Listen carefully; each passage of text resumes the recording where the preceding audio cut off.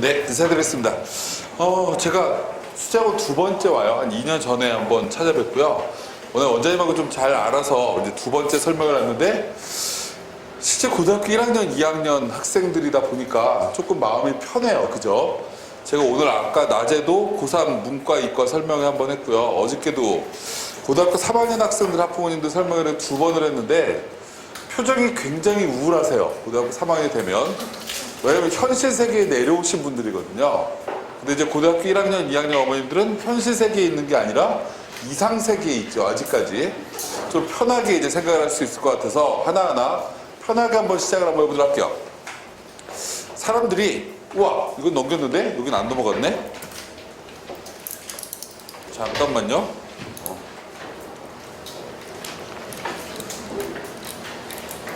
이거 어떻게 넘겨야 되지? 이걸로 안 넘어간대요?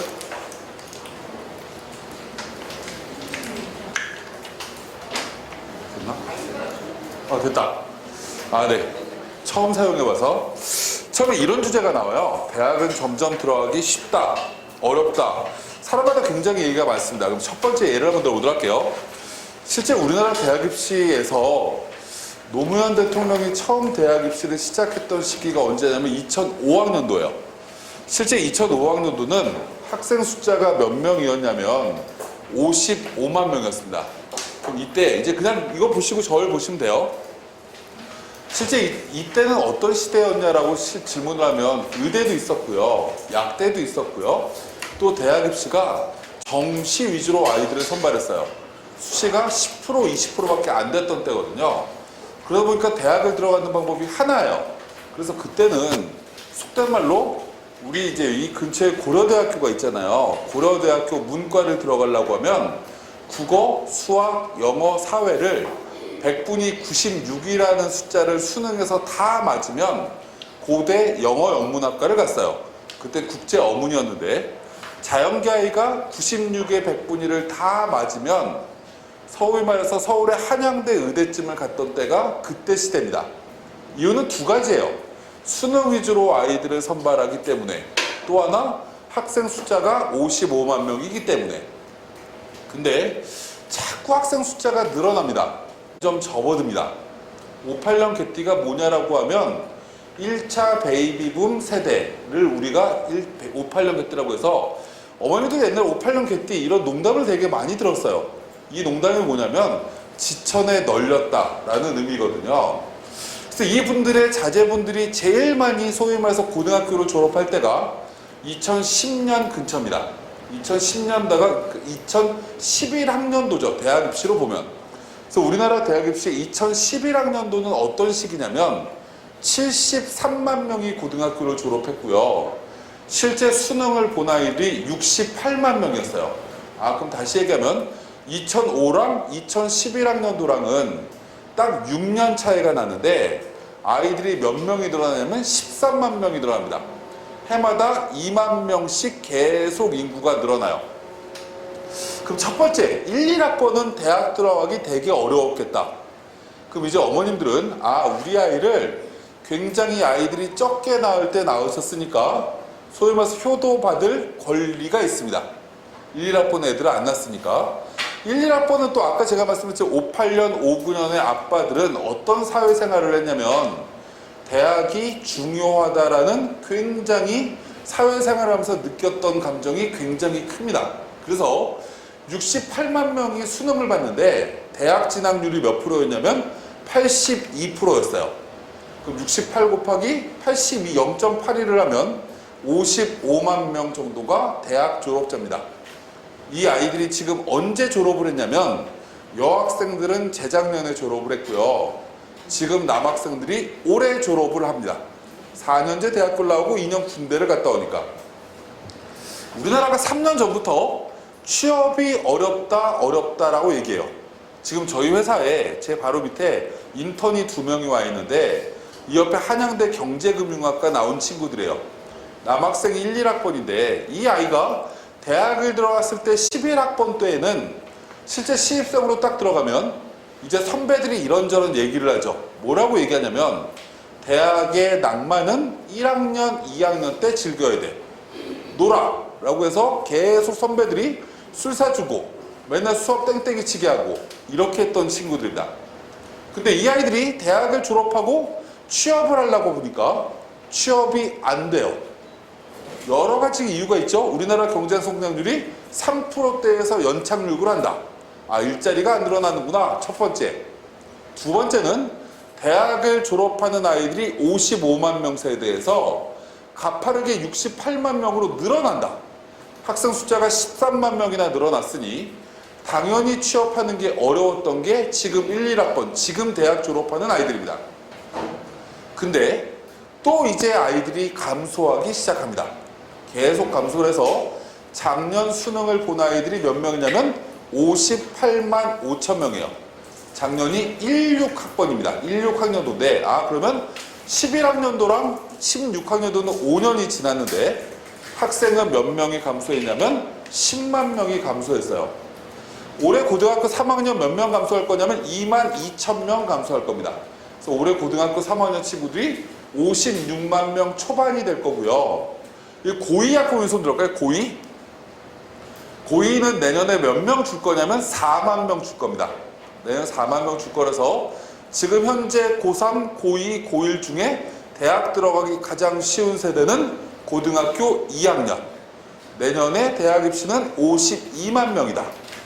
근데 고등학교 1학년은 가족 계획을 하시느라고 갑자기 인구가 늘어납니다. 00년에 아이를 낳아서 그래서 다시 54만 명으로 늘어납니다. 그러면 이렇게 아이들의 인구가 해마다 증가, 감소를 거듭하는데 실제 그래프를 쭉 보면 가장 인구가 급감하는 시기가 언제냐면 지금 중3 7만 3천 명 줄어들고요.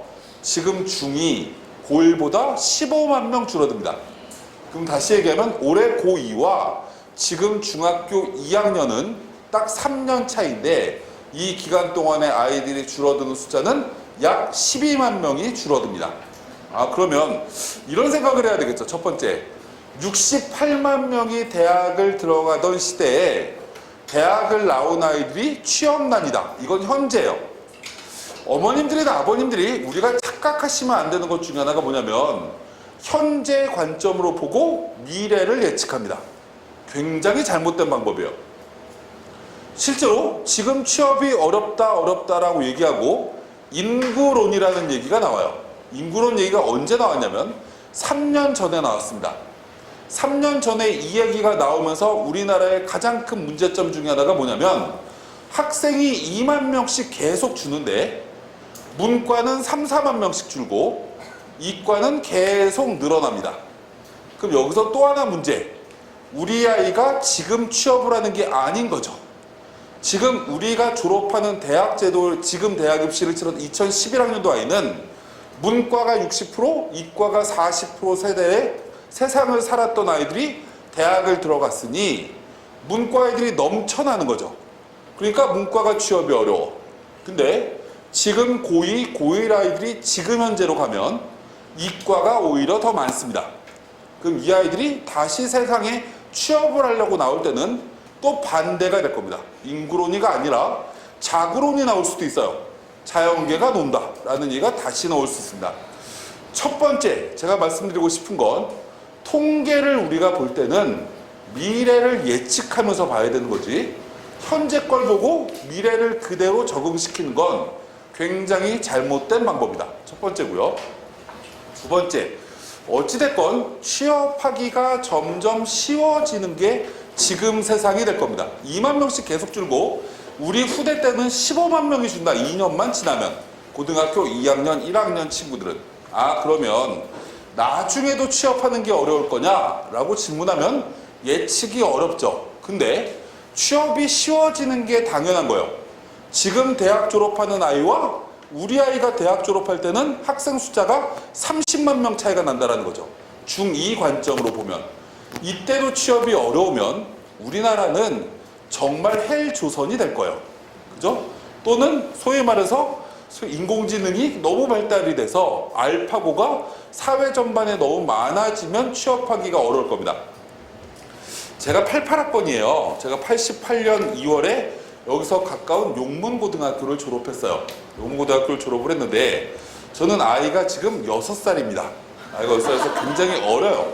어머님들이 대부분 저보다 젊으실 거예요. 그죠? 저보다 젊으신데 벌써 아이가 고1이니까 차이가 되게 많이 나는데 전 우리 아이한테, 우리 와이프한테 항상 하는 얘기가 뭐냐면 지금 미래를 예측할 때 가장 중요한 것 중에 하나는 사람이 하는 일을, 사람이 할 수 있는 일을 시켜야 된다.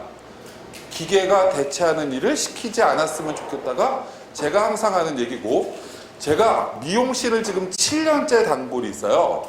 거기에 소위 어떤 고등학교 졸업한 남자아이가 군대 제대를 해갖고 다시 거기를 들어왔어요. 제가 그 친구한테 항상 격려를 합니다. 세상은 계속 바뀐다. 과거에는 미용 업무를 하는 사람들을 굉장히 비하하는 얘기가 많았어요. 뭐 깍새, 뭐 이런 얘기가 되게 많았는데 요즘 뭐라고 얘기하냐면 헤어 디자이너라고 얘기합니다. 옛날에 소위 말해서 요리하는 사람들을 주방장이라고 얘기했는데 요즘 주방장이라고 얘기 안 해요. 그죠? 세상은 바뀌기 때문에 기본적으로 어머님들이 너무 현재 관점으로 우리 아이들을 바라보지 않았으면 좋겠다. 첫 번째 말씀드리고, 두 번째 얘기를 한번 해보도록 할게요. 문과 학생 한번 손 들어볼까요? 우리 아이가 문과야. 이제 문과로 보낼 거야. 한 30%쯤 되시대요. 알겠습니다. 실제 수능시험이라는 게 있어요. 수능시험이라는 게 있는데 해마다 보죠. 해마다 통계가 나옵니다. 해마다 통계가 나오는데 뭐가 나오냐면 고3과 재수생의 성적 차이를 이렇게 문과 그리고 이과 이렇게 성적을 발표합니다. 이 발표를 보면 어떤 느낌이 드냐면 우와 재수생 수능 열나 잘 보네 라고 사람들이 또 착각하게끔 통계가 나옵니다. 그럼 여기서 또 하나 예를 들어 보도록 할게요. 재수생이 왜 수능을 잘 볼까? 라는 걸 기본적으로 한번 생각을 해봐야죠. 그 우리나라 구조를 한번 생각을 한번 해보도록 할게요. 고등학교 3학년 때 수시를 몇 개를 쓸 수 있냐면 문과는 6개를 쓸 수 있고요. 자연계는 카이스트, 지스트 등등을 합치면 최대한 10개까지 쓸 수 있습니다. 그러면 재수를 하려고 하면 수시에 최소 대여섯 번은 떨어져야 재수를 하겠죠. 그렇지 않을까요? 그리고 이 아이들이 정시 모집에 수능을 가지고 또 원서를 가군, 나군, 다군 넣었다가 또 떨어지면 에이씨 재수해야 되겠다 라고 마음을 먹겠죠. 그럼 다시 얘기하면 재수생은 마음의 상처가 굉장히 깊은 아이들입니다. 실패는 성공의 어머니 개소리예요. 한두 번 실패는 성공의 밑거름이 될 수 있지만 9번을 떨어졌어. 근데 이게 성공을 할 수 있으려고 하면 굉장히 문제점이 있죠. 근데 왜 자꾸 수능을 재수생이 잘 보냐라고 질문을 하면 고등학교 3학년 학생들이 이 수능을 가지고 대학을 들어가지 않고 학생부 교과, 학생부 종합 위주로 대학을 들어가다 보니 수능 위주로 학습을 안 하는 거죠. 그러니까 재수생 관점으로 보면 나의 경쟁 상대인 대학 입시의 80% 이상의 아이들이 수능에 관심이 있는 게 아니라 내신 관리, 비교과 관리 이런 쪽으로 준비를 하다 보니까 어부지리로 성적이 올라가는 거예요. 그럼 다시 얘기하면 우리 아이가 학생부 교과, 학생부 종합 위주로 대학 입시를 준비한다라는 건 나의 가장 막강한 경쟁 상대인 재수생이 안 들어온다 라고 인지하셔도 되겠죠. 왜요? 재수생들은 고등학교 4학년이라고 얘기할 수도 있는데 소위 말해서 중간고사, 기말고사를 볼 기회가 박탈당한 아이들이죠. 우리나라 고등학교 정규교육과정은 3년인 거고요. 실제로 4학년 때 아무리 중간고사, 기말고사로 성적을 뒤집고 싶어도 볼 수 있는 기회가 없습니다. 그럼 다시 얘기하면 학생들, 재수생은 교과나 종합 성적을 바꿀 수 있는 환경이 안 만들어져 있으니 이 아이들은 고3이 중간고사 시험 볼 때도 어쩔 수 없이 수능 준비하고 고3이 동아리 활동하거나 봉사활동하거나 비교과 활동을 할 때도 어쩔 수 없이 수능 준비만 하니까 좋게 얘기하면 한우물을 파니까 수능 성적이 잘 나오는 거예요. 그 우리 아이 입장에서는 이 수능을 준비를 해야 될까? 아니면 학생부를 준비를 해야 될까가 굉장히 명확하게 판단이 되어야 되는 게 현재 고등학교 1학년 친구들까지일 겁니다. 왜요? 현재 대학 입시는 수능으로 뽑는 것과 학생부로 뽑는 방법이 전혀 다른 방법이기 때문에, 그럼 이제 하나씩 설명을 예를 들어보도록 할게요. 이제 대학 입시 준비하는 방법을 하나씩 설명을 한번 들어보도록 하겠습니다. 이 제도는 안 바뀝니다. 언제까지 안 바뀌냐면 고등학교 1학년까지 안 바뀌어요. 혹시 자제분이 중학생이 있으신 어머니 손 들어볼까요? 그래도 가정형편이 좋으신가 봐요. 자녀가 되게 많으신 거 보니까. 알겠습니다. 첫 번째, 그럼 우리가 예를 한번 들어보도록 할게요. 이거 누가 만들었냐? 라고 질문하면 지금 청와대에 계신 분이 만들었습니다. 수시는 4가지 전형 위주, 정시는 수능과 특기자 위주. 그럼 이 교육 제도를, 이 대학 입시를 만들기 전에 대통령이 누구였냐면 MB였죠. 그죠? 이 양반은 대학 입시가 이렇게 정돈이 안 됐어요. 그때는 뭐였냐면 대입 자율화였거든요. 그래서 이명박 정부 때는 대학 입시가 몇 가지라고 얘기했냐면 3,100개가 넘는다. 외투에 봐서 대학 입시가 굉장히 복잡, 다양하다라고 얘기했습니다. 왜요? 대입 자율하다 보니까 대학이 지들 마음대로 아이들을 뽑는 거죠. 물론 지금의 대학 입시도 3,000개 전형 유형이 넘긴 합니다. 똑같은데 실제로 이렇게 아무튼 모아놓은 거라는 거고, 그러면 우리가 생각을 한번 해보면 지금 대학 입시는 가만히 보면 통제의 대학 입시인 거죠. 뭔가 규격이 되어 있는 거죠. 왜 규격화를 만들었냐? 박근혜 정부가, 이명박 정부가 자율화를 외치니까. 이명박 정부가 가장 중요하게 생각했던 게 뭐냐면 오렌지였어요. 오렌지가 뭐냐? 영어 몰입 교육이었죠. 오렌지라고 얘기하면 미국에서 오렌지를 못 사 먹어가 가장 큰 화두였습니다. 원어민 발음을 해야 된다. 그래서 그때 초등학교부터 영어 몰입 교육을 강조했던 게 MB 정권입니다. 그럼 박근혜 정부는 왜 영어를 소위 말해서 무시하냐? 고2부터 왜 절대평가로 하냐? 과거 대통령이 했던 방식을 그대로 쫓아가면 역사책에 내 이름이 안 나오니까가 이유인 거예요. 그러면 왜 이명박 정부는 대학 입시 자율화를 부르짖었냐? 노무현 대통령이 통제를 했으니까. 노무현 대통령이 왜 통제를 했냐? 김대중 대통령이 자율화를 부르짖었으니까. 김대중 대통령 때 지금 세종시에서 국회의원 당선되신 분이 교육부 총리였어요. 그때 그 이해찬 교육부 장관이 뭐라고 얘기했냐면 한 가지만 잘하면 대학 갈 수 있다 라는 얘기를 2002년에 떠듭니다. 중앙일보, 조선일보에서 난리가 났어요. 학력을 떨어뜨리는 나쁜 교육부 총리, 이렇게 난리가 났어요. 지금 박근혜 정부의 대학 입시는 거의 김대중 정권의 대학 입시랑 똑같습니다. 근본적으로 과거는 이렇게 돌아간다. 그러면 고등학교 2학년, 1학년은 영어가 안 중요해요. 그죠? 절대평가로 바뀌니까. 다시 중학교 3학년 이하는 대통령이 바뀔 겁니다. 다시 오렌지가 또 나올 거예요. 대학 입시 이렇게 개떡같이 5년에 한 번씩 바뀐다라는 걸 첫 번째 인식하시면 좋겠고, 어찌됐건 고등학교 2학년, 1학년이니까 현재 아이, 첫 번째 아이를 집중 한번 해보도록 하자고요. 그럼 하나씩 넘겨보도록 할게요. 실제 올해 올림픽이 열린대요. 그럼 이제 뭐 이것만 그냥 보시면 돼요. 그러면 우리가 보통 이렇게 얘기를 하죠. 올림픽이 몇 년에 한 번씩 열리죠? 4년. 땡입니다. 다시 올림픽 몇 년에 한 번씩 열리죠? 올림픽 2년에 한 번씩 열린다. 올림픽이 4년에 한 번씩 열린다라고 해야 되는 사람은 올해 올림픽 출전하는 소년제. 올림픽 4년에 한 번씩 열려요. 그럼 맞다고 해줘야 돼요. 지금 은퇴한 김연아한테 가서 올림픽 몇 년에 한 번씩 열려요? 물어보면 4년에 한 번씩 열린다고 얘기해줘야 됩니다. 근데 우리는 관객인 거죠. 관객은 하계올림픽, 동계올림픽이 짝수에 한 번씩 열립니다. 그죠? 올림픽은 2년에 한 번씩 열려요. 그럼 제가 이 말씀을 왜 드리냐?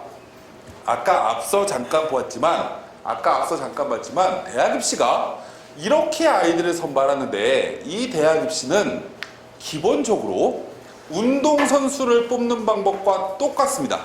제가 하나씩 설명을 들어보도록 할게요. 저 맨 왼쪽에 있는 학생부 교과 위주 전형부터 설명을 한번 들어보도록 할게요.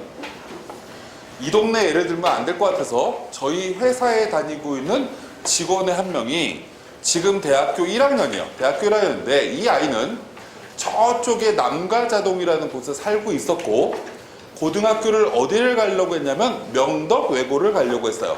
근데 중학교 3학년 때 지원을 했다가 떡 떨어졌습니다. 그리고 배정받은 학교가 어디냐면 명지고등학교였어요. 그러면 실제 이 아이가 명지 외 명덕 외고를 떨어졌다고 울고불고 난리가 났대요. 그래서 이 아빠가 우리 딸 집 한 번만 만나줘봐요 이러길래, 제가 중학교 3학년 때 이 친구가 떨어지는 아이를 데리고 이렇게 얘기를 했어요. 명덕외고 떨어진 게 왜 슬퍼? 라고 질문했더니 공부를 열심히 하는 아이들하고 경쟁하고 싶어서요, 이렇게 얘기를 해요. 그래서 제가 뭐라고 했냐면, 세상의 모든 일은 전화위복으로 전환시킬 수 있어. 네가 배정받은 명지고등학교의 가장 큰 장점이 뭐냐면, 수업 시간에 내 주변의 친구들의 눈이 양서류의 눈으로 바뀔 거야. 그러다가 이 아이들이 쉬는 시간으로 되면 영장류의 눈으로 다시 살아와. 다시 쉬는 시간에는 또 자빠져 자다가 다시 쉬는 시간에 놀아. 내신 따기 열나 쉬워. 그러면 기본적으로 이 학교를 가게 되면 네가 해야 될 건 내신 관리를 잘하면 돼. 모두 다 1등급 받아와 라고 이한테 미션을 줬어요. 근데 이 아이가 고등학교 3학년 1학기 작년에 이 아이가 8월 달에 딱 나타나서 학생부를 딱 보여주는데 올 1등급이에요. 모든 과목이 문과이었는데, 그래서 제가 야 전교 1등이네? 라고 했더니 아니래요. 왜? 저랑 똑같이 1.0의 내신이 또 한 명 있대. 원래 친구들이 양서류면 1.0 가진 애들이 2명 나오는 학교도 일부 있습니다. 어찌됐건 야 서울대학교 지역군형 선발전형 추천받을 수 있지 않니? 물어봤더니 못 받았대. 왜? 그랬더니 선생님이 저한테 질문하는데 저는 정치외교학과 쓰고 싶어요 이렇게 얘기했는데, 자기 똑같이 1.0 받은 애는 저는 학교에서 쓰라는 대로 쓸게요 이렇게 얘기하니까 당연히 개를 줘버린 거예요. 근데 어찌됐건 이 아이가 1.0의 내신을 가지고 제가 제일 먼저 얘기한 건, 너는 하나는 꼭 붙어야 되지 않냐 대학을. 그래서 이 아이한테 얘기했던 게 어디냐면 한양대학교였어요. 그래서 이 아이가 한양대학교 정책학과를 써서 합격을 합니다. 뭘로요? 학생부 교과로.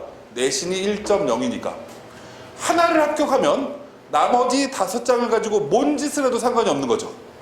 그래서 이 아이를 제가 서울대학교를 지원시키고 연대를 지원시키고 고대를 지원시키고 서강대학교를 지원시켰어요.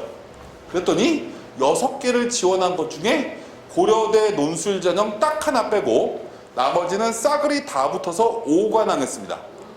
이 재수없는 아이가 다 붙고 나서 저한테 뭐라고 얘기하냐면, 아씨 월요일날은 서울대 가고 화요일날은 연대 가고 싶은데 한 개 대학만 선택하는 우리나라 교육제도 나빠, 뭐 이런 햇소리를 해요.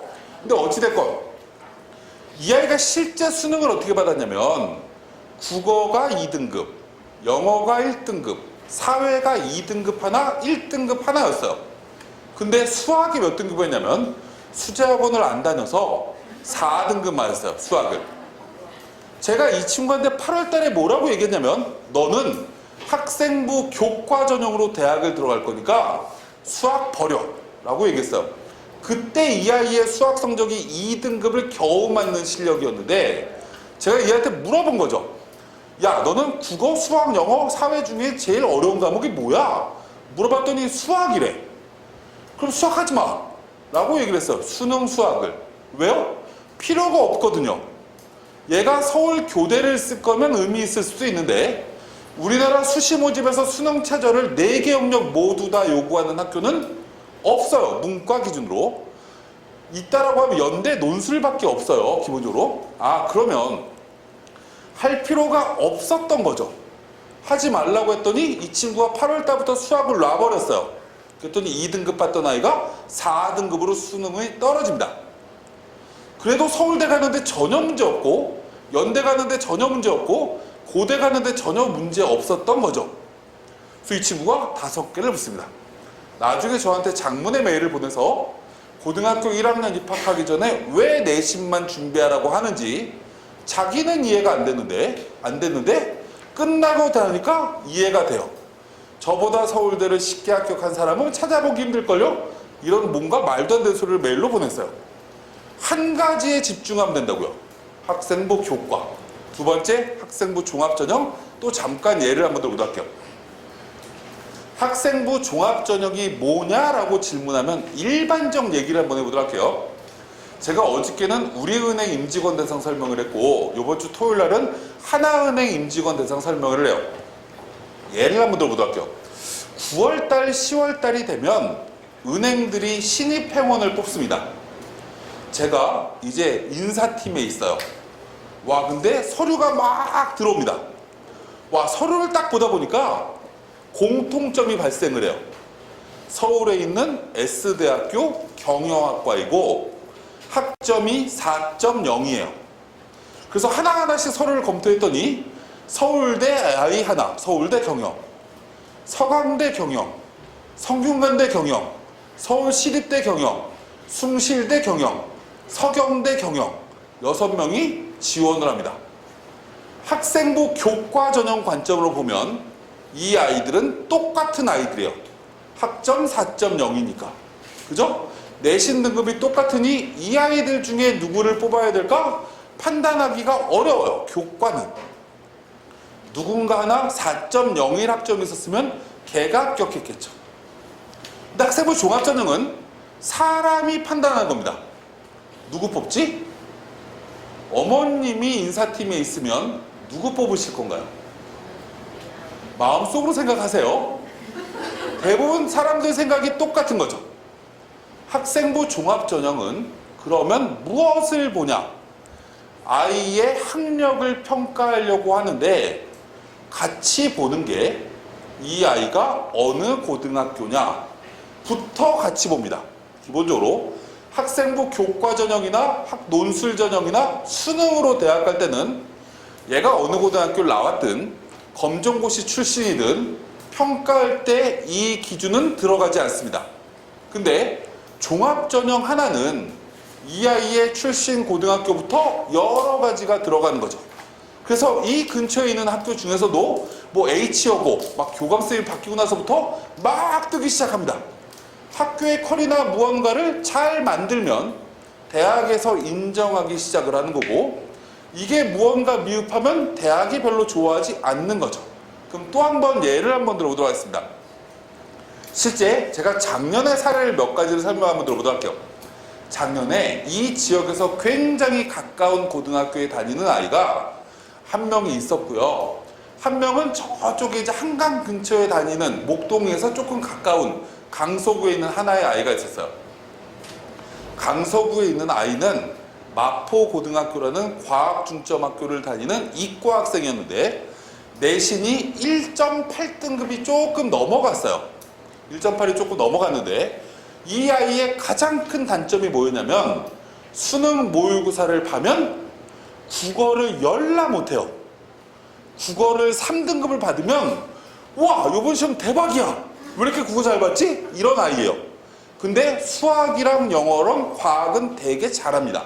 아이가. 이 아이는 핸디캡이 이런 거죠. 정시로 대학 가려고 했을 때는 국어가 발목을 잡는 거예요. 그래서 아무리 본인이 봐도 자기는 정시로 대학 가면 홍대밖에 못 갈 것 같은 거예요. 정시로는. 그래서 이 아이가 수시에 어디를 쓰겠다라고 마음먹냐면 성균관대도 쓰겠다라고 마음을 먹습니다. 그래서 성균관대를 쓰겠대요. 그래서 제가 또 저희 회사 수학선생 아이라서 물어봤어요. 성균관대. 야, 아이 학점이 1.8등급이야 내신이. 이렇게 했더니 어느 고등학교예요? 이렇게 물어봐요. 마포고등학교. 이렇게 얘기를 했더니 성균관대학교 입학팀장이 저한테 뭐라고 얘기하냐면 에이씨, 걔는 우리 학교 학생이 아니에요. 이러는 거예요. 그래서 이게 뭔 소리야? 나 다시 물어봤더니 이 학교에서 저한테 뭐라고 얘기하냐면 얘는 서울대나 카이스트나 연대나 고대나 한양대 중에 최소 2군데 이상은 합격할걸요? 이렇게 저한테 예언을 해요. 그래서 성균관대 붙여줘봐야 우리 학교 등록 안 할 거라는 얘기였어요. 실제 이 아이가 서울대 농대 붙고 연세대학교 도시공학과 붙고 고려대학교 기계공학과를 붙어서 서울대를 등록합니다. 성균관대 말대로 그대로 가는 거죠. 근데 한 아이는 이쪽에서 대학로 쪽으로 막 가다 보면 뭐 고등학교가 있어요. 학교 이름 말씀드릴 수 없고 거기 내신이 1.5등급이에요. 1.5등급과 1.8등급 누가 공부 잘하냐라고 물어보면 1.5가 공부 잘하는 거죠. 학교 내신은. 또 똑같이 전화합니다. 제가 전화를 해서 물어봤어요. 야, 얘도 성대간대. 어느 고등학교예요? 이렇게 물어보길래 어느 고등학교? 라고 얘기를 했더니 성대에서 똑같은 대답이 돌아옵니다. 에이, 우리 학교 학생이 아니에요. 이렇게 얘기를 하길래 아, 얘도 서울대부터? 이렇게 물어봤더니 그게 아니라 걔는 수능 시험을 보면 수학이 3등급에 과학도 3등급 나올 거라서 우리 학교에서 공부할 수 있는 학력 소지자가 아니기 때문에 안 뽑아요. 얘는 건대 수준 아이예요. 이러는 거예요. 그래서 야, 1.5라서 비교과도 되게 화려하고 수상 실적이 수학, 과학, 도맡아서 우수상 이상 다 있고 얘 화학공학과에 맞춰갖고 비교과 잔뜩 있는데? 라고 얘기했더니 원래 1.5등급은 어느 학교 출신이건 다 비교과 화려해요. 학교에서 1.5등급짜리면 다 관리가 들어가기 때문에 비교과로 우열을 가리는 건 의미 없어요. 이렇게 얘기합니다. 실제 성균관대나 중앙대학교나 연세대 등의 대학교가 학생부 종합전형으로 아이들을 뽑을 때 가장 중요하게 보는 것 중에 하나가 학력입니다. 그럼 학력이라는 게 뭐냐? 공부를 잘하는 아이다라고 평가하는 건데 이 공부를 잘하느냐 평가를 굉장히 다양한 각도에서 쳐다본다라는 거죠. 기본적으로. 그럼 학생부 종합전형은 기본적으로 이런 생각을 하셔야 될 것 같아요. 아, 우리 학교의 현실을 가만히 보면 대부분 고등학교가 서울대 몇 명 이렇게 발표하고요. 연대 몇 명, 고대 몇 명, 뭐 학교별로 이렇게 쭉 합니다. 상당수 대학들이 굉장히 재미있는 게 서울대 합격자가 2~3명이 나와도 연대나 성균관대 숫자가 없는 학교가 굉장히 많아요. 합격자 숫자가. 이 학교들의 상당수는 학력이 안 된다라고 이 대학들이 인정하기 때문에 안 뽑히는 거고요. 서울대학교나 한양대학교나 일부 대학교는 학력 수단을 이렇게 수능으로 매치하지 않아요. 이러면 기본적으로 학교에서 아이가 만들어 온 여러 가지 전공 적합성이나 비교과를 가지고 평가받는 거기 때문에 조금은 관점을 학교에 맞춰 갖고 준비를 하는 게 학생부 종합전형이다. 그래서 복잡하고 다양해요, 이 전형이. 그래서 어렵다라는 거 인식하시면 될 것 같고, 논술 전형은 그냥 한마디로 이렇게 말씀을 드리면 돼요. 학생부 교과나 종합으로 갈 수 있는 대학교는 정해져 있는 거죠. 예를 들어서 우리 학교 선생님하고 얘기를 하다 보니까 우리 아이는 경희대를 학생부 종합인 네오 르네상스 전형 쓰면 합격할 수 있대. 아, 알겠습니다. 경희대 쓰면 되는군요.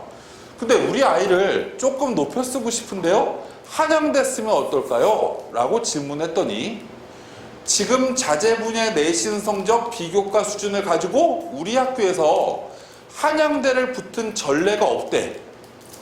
그러면 아, 어렵구나라고 판단하시면 돼요. 근데 그때 학교 선생님 말을 그대로 믿을 필요는 없죠. 학교 선생님 말을 그대로 믿어야 되는 건 뭐냐면 아이가 수업 시간에 국어, 수학, 영어, 사회, 과학 등의 수업을 하는 내용은 그대로 믿어야 되는 거고 나머지 내용의 사회 현상은 예외가 발생할 수 있기 때문에 그대로 믿으실 필요는 없어요. 근데 경험적으로 없대. 그러면 어머님이 발품을 좀 파셔야죠. 한양대학교 가서 상담을 합니다. 학생부를 딱 꺼내가지고 제 아이 성적이 이런데 한양대 학생부 종합전형으로 지원하면 합격할 수 있을까요? 물어봤더니 한양대 입학사정관이 이렇게 보더니 이렇게 질문을 얘기합니다. 논술로 쓰시죠? 이렇게 얘기를 해요. 어머님이나 학생한테. 그럼 이 얘기가 무슨 뜻이냐? 라고 질문하면 학생부 종합전형은 안 되니까 논술로 지원하라는 얘기인 거예요. 또 좀 더 친절한 입학사정관들은 혹시 수능 성적은 어떻게 나오죠? 이렇게 물어봅니다. 아니씨, 학생부 종합전형 물어봤는데 수능 얘기를 물어보지? 그 얘기는 학생부 종합이 안 되니까 수능으로 대학 오라는 얘기인 겁니다. 학교 고등학교 선생님도 안 된다고 하고 대학도 안 된다고 하면 안 되는 거예요. 그냥 내가 신화 창조를 만들 거야, 기적을 만들 거야. 우리 아이를 야 그래도 우리 내신 비교과 관리 열심히 해서 한양대를 가자 이렇게 얘기하는 건 확률적으로 거의 무모한 싸움이 돼요. 그러면 기본적으로 경희대를 학생부 종합전형으로 가고 한양대는 논술로 준비해야 되는 거죠. 아 그러면 논술은 뭐냐라고 질문하면 교과나 종합전형으로 가기 어려운 대학교를 논술로 업그레이드 할 수 있는 기회를 만드는 전형이라고 생각하시면 돼요. 이게 논술인 겁니다. 그럼 논술을 해야 되냐 말아야 되냐는 이렇게 생각하면 되는 거죠. 학생부 교과 종합을 열심히 준비했더니 우리 아이 수준보다 한 단계, 두 단계 위에 있는 대학교를 꼭 가고 싶어. 그럼 그 대학교를 논술로 준비했을 때 가능성이 있을까를 판단하시면 됩니다. 제가 아까도 고3 설명을 했다고 했는데 그래서 고3 아이들이 갑자기 여름방학 때부터 논술을 굉장히 많이 하는 이유 중에 하나가 아씨 한국외대밖에 못 가네? 아 광운대밖에 못 가? 이러면 그 위에 대학교를 어쩔 수 없이 논술로 가고 싶으니 그래서 준비하는 거예요. 그러면 이제 고1, 2 관점으로는 우리 아이가 종합으로 어디를 갈 수 있느냐, 교과로 어디 갈 수 있느냐가 가장 중요한 포인트가 되겠죠. 이걸 판단을 첫 번째 하는 게 중요하다. 특기자 전형은 기본적으로 여러 가지 특기자 전형이 있어요. 뭐 어학 특기자도 있고 수학과학 특기자 전형도 있고 뭐 여러 가지 문학 특기자 전형도 있고 뭐 등등등 특기자가 있으니까 그 전형에 맞으면 여기에 준비하시면 되는 거죠. 어찌됐건 방금 제가 말씀드린 대로 입시가 다양하고 복잡해요. 그러면 제일 안타까운 친구들이 뭐냐면 제일 안타까운 친구가 예를 들어서 제가 용무고등학교 갔어요. 용무고등학교 어떤 학생이 시험을 중간고사, 기말고사를 합산했더니 2등급 대학 2.2등급이야. 자연계가 2.2등급이라서 어디 갈까 찾아봤더니 광운대학교 전자공학과, 화학공학과는 못 가. 로봇공학과도 못 가. 아, 광운대학교 소위 말해서 그 밑에 있는 수학과나 이런 데를 가야 된대. 종합전형으로 대학 가려고 했더니 또 건국대 이상으로 원서 쓰면 안 된대. 아, 그럼 2.2등급쯤은 건국대쯤을 노려볼 수 있고 교과 전형으로 광운대를 안정으로 깔 수 있겠구나 라고 무언가가 만들어져 있는데 이 아이가 수능시험 모의고사 성적은 국어, 수학, 영어, 과학이 모두 다 85, 85, 85, 85야. 그럼 이 아이는 내신 2.2등급에 수능 모의고사는 3등급인 거죠. 85를 다 맞은 아이가 어디 가냐 또 찾아봤더니 또 광운대 수학과야. 그럼 얘는 학생부 교과 전형이나 수능으로 대학 갈 때가 똑같은 대학인 거죠. 그러면 준비가 잘못된 거죠. 쓸데없이 내신 준비도 하고 수능 준비도 해서 아이가 균형 감각만 만들어져 있어요. 밥 먹을 때는 균형 감각 있게 먹어야 튼튼하게 자라는 거고요. 아까 제가 말씀드렸지만 내신 1등급 만들고 수능을 2, 4, 2, 1 만들어도 서울대 갈 수 있다니까요. 우리 아이가 내신이 7등급, 8등급을 해도 수능을 다 맞으면 서울대 갈 수 있어요.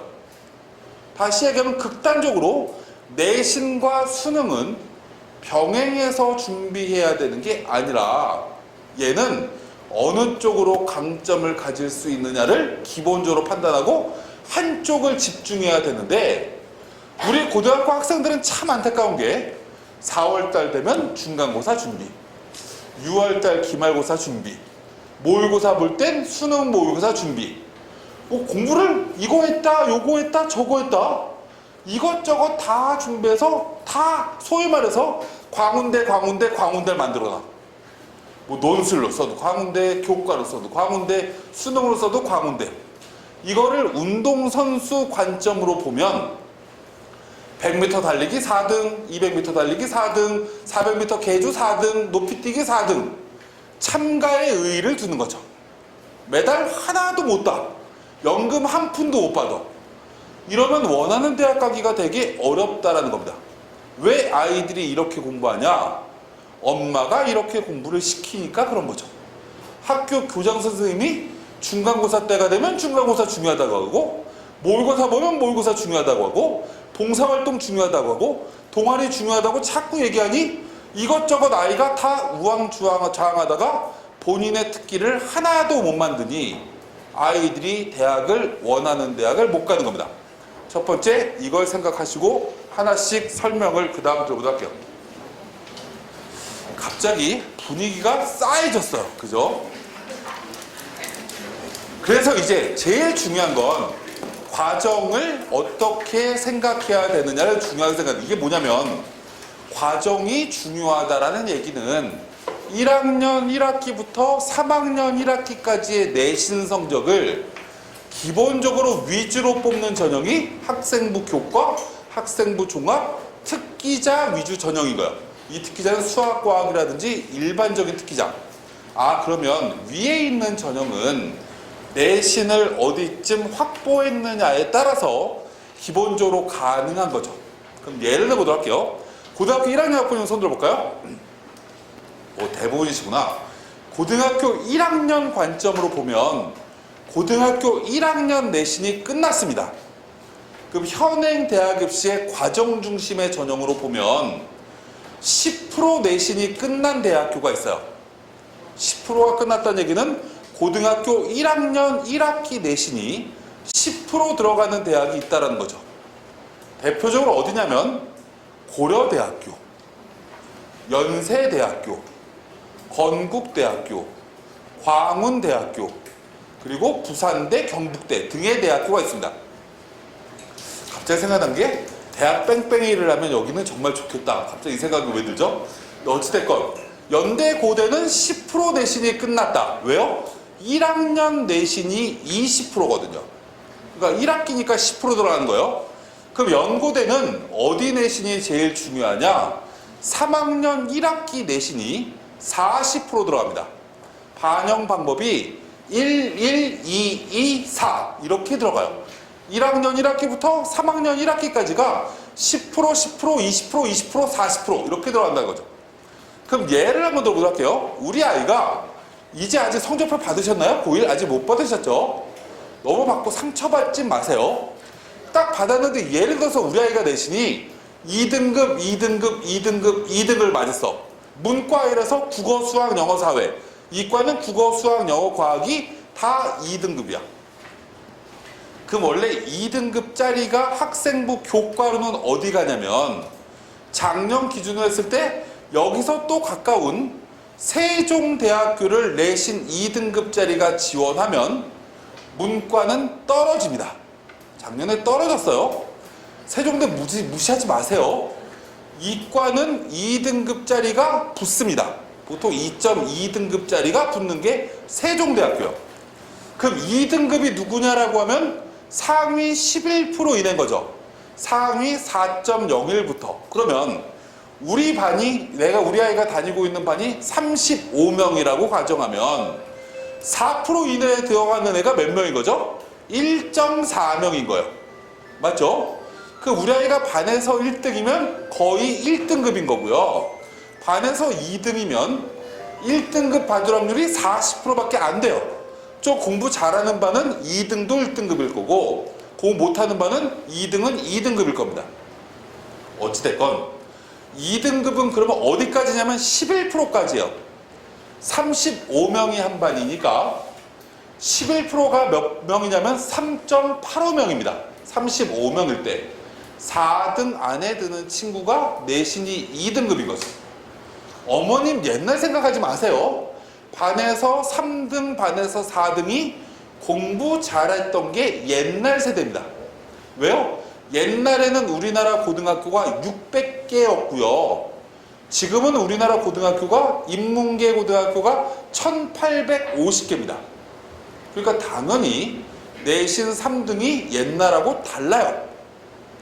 문과 반에서 3등이 세종대 가는 게 일반적이고요. 자연계 3등이 대표적으로 어느 대학교쯤을 가냐면 국민대쯤 가는 게 일반적입니다. 그냥 독인 개긴인 거죠. 기본적으로 학교 레벨이 확 높아지지 않으면. 근데 이 아이가 생각을 바꾸면 돼요. 이제 공부 열심히 해야 되겠구나. 이 겨울 이제 여름방학 때 내신이 중요하다는 걸 알았어요. 그럼 이제 아이가 뭘 해야 되는 거죠? 여름방학 동안에는 우리 학교에서 2학기 때 배우는 국어, 수학, 영어, 사회, 과학 등의 시험 범위가 어디까지지?를 기본적으로 봐서 최소한 중간고사 시험 범위를 머릿속에 다 때려 넣고 머리를 꼬매버려야죠. 잊어버리지 말게.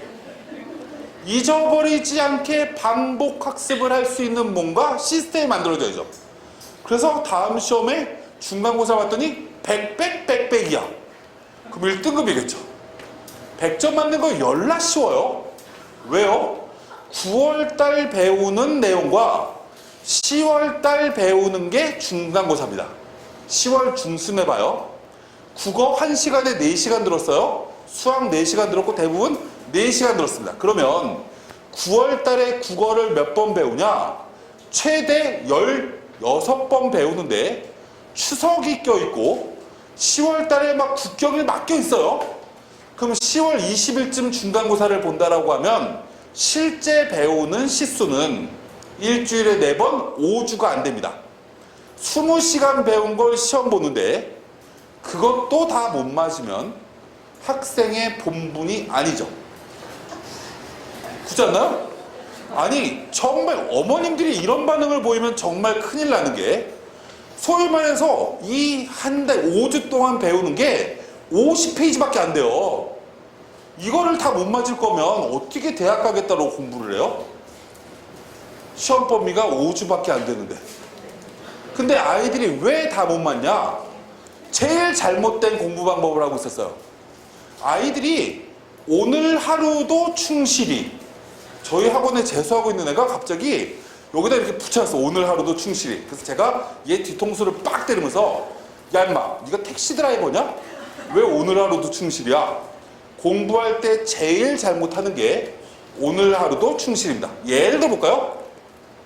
한국사 필수니까 아이가 오늘 이모군란을 공부했어. 열라 외웁니다. 한 10분, 20분 동안 외웠어.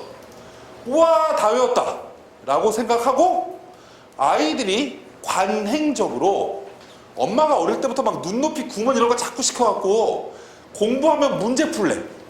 이거부터 잘못된 거예요.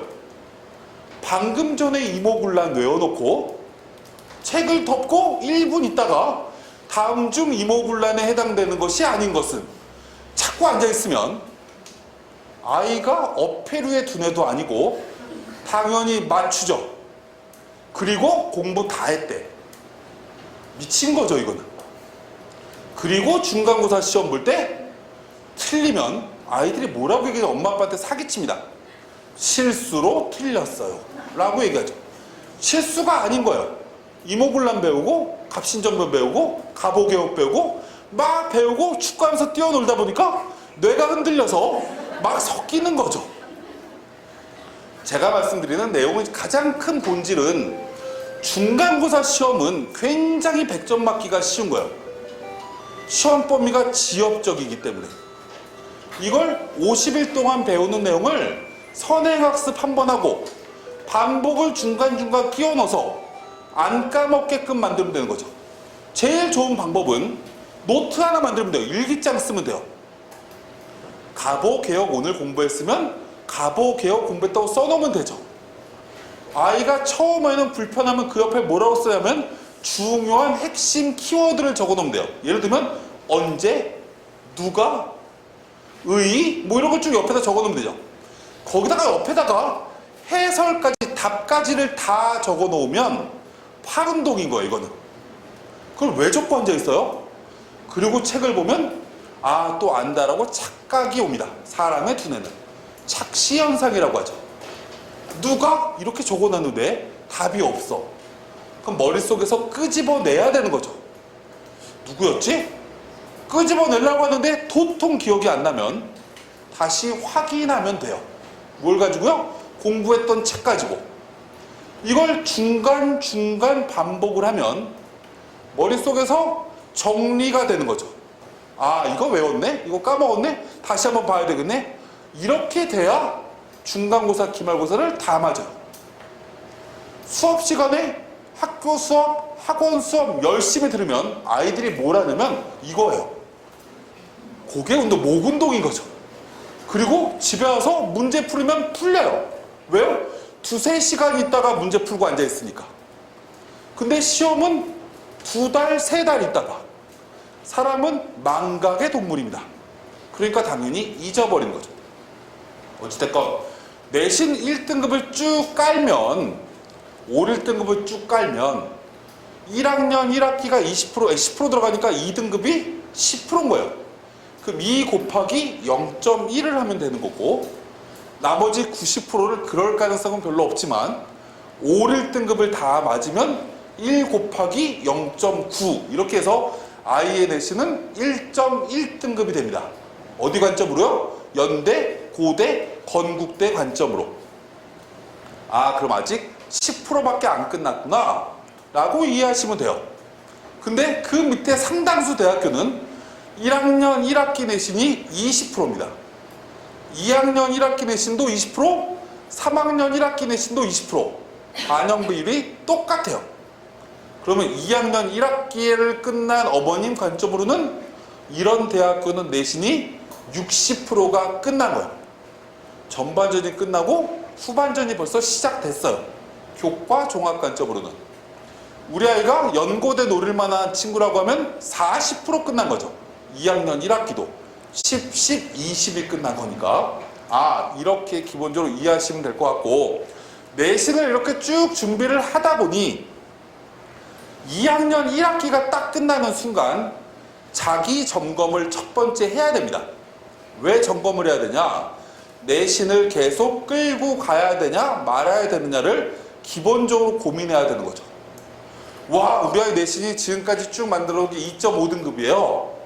학교 갔더니 일반적으로 2.5등급의 내신을 가진 학생 보고 학교 선생님은 어디 쓰라고 하냐면 한성대 쓰라고 합니다. 대부분 학교에서. 근데 어머님이나 학생이 마음의 준비가 안 됐어 아직. 한성대를 받아들이기에는. 그러면 생각을 다시 해야 되는 거죠. 학교 선생님한테 다시 물어봅니다. 내신 2.5등급 가지고 우리 고등학교에서 학생부 교과나 종합으로 제일 잘 간 애가 어디예요? 물어봤더니 건국대래. 제일 잘 간 애가. 과를 좀 낮춰가지고 학교를 간 사례가 있대. 그러면 아씨 여기도 마음에 안 드는데? 이렇게 생각될 수도 물론 있겠죠. 근데 아무리 생각해도 마음에 안 들어. 지금 우리 아이 내신 가지고 갈 수 있는 대학교가. 그럼 어머님이 행하실 수 있는 방법은 아이를 데리고 종교 집회를 가시면 됩니다. 불교건, 교회건, 천주교건 가서 소위에서 마음을 조금씩 내려놓고 이 대학을 받아들일 준비를 하시거나 내신으로 대학을 못 가니까 다른 방법을 취하거나 둘 중에 하나를 선택하셔야 되는 거죠. 논술이나 수능은 다시 얘기하면 차선책이에요. 우리 아이가 교과나 종합으로 원하는 대학교를 갈 수 없다라고 판단될 때는 다 논술이나 수능 위주로 학습을 하는 거죠. 그래서 저쪽 강남에 있는 고등학교들은 다 1학년, 2학년, 1학기까지 내신 관리 연락하다가 80%의 학부모님들이 내신을 버려버립니다. 에이씨 안 되겠다. 그리고 수능과 논술 위주로 학습 패턴을 바꿔버려요. 실제 이게 그러면서 어머님들이 이런 생각하죠. 아씨 왜 했지 이거? 근데 왜 했지 후회하시지 말고 그때라도 빨리 바꾸면 나쁘지 않은 거예요. 왜 그렇게 말씀드리냐면 아까 말씀드렸지만 수능이 재수생 말고는 고3 아이들이 준비하는 아이들이 별로 없다 보니 실제 이것도 성적 올리기가 생각보다 어렵지 않아요. 두 번째, 그럼 재수생이 있잖아요. 이렇게 얘기하시는데 재수생은 머리가 나빠요. 사람은 17세가 지나면 두뇌가 퇴화합니다.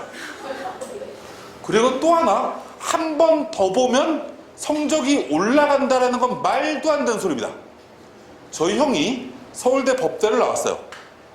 군대를 안 갔습니다. 사법고시 19번 봤어요. 19번 만에 합격합니다. 실제로 통계로 사법고시를 4번 이상 떨어지고 5번째 이후로 합격하는 비율은 급격하게 떨어집니다. 또 본 거 또 보면 합격해야 되지 않나요? 그렇지 않아요. 저희 형이 4번째 떨어졌을 때부터 집에 술 처먹고 들어옵니다. 그러면서 뭐라고 얘기하냐면 나는 신림동 고시촌에 틀어박혀서 하루에 15시간씩 책상에서 책을 봤는데 책을 보면 다 아는 것 같은데 이 망할 놈의 시험 문제 낸 인간들이 내 뇌뚜껑을 열어봤나 봐. 왜 내가 잊어버린 것만 시험 문제 나올까요? 아버지, 어머니 이런 개소리를 해요. 이거를 14번 하다가 어찌됐건 합격했어요. 19번째 만에. 왜 합격했냐면 김대중 대통령이 사법고시 정원을 300명에서 1000명까지 늘려줘서 들어가는 문이 넓어져서 어부지리로 들어갔어요. 어찌됐건 공부를 반복적으로 하는 게 성적이 오르냐? 전혀 그렇지 않습니다. 전 그래서 최악이 뭐냐면 고등학교 1학년, 2학년 어머님이 와 자기는 기와 벡터 미적분까지 3번, 4번 정석 뗐대. 절대 안 믿습니다.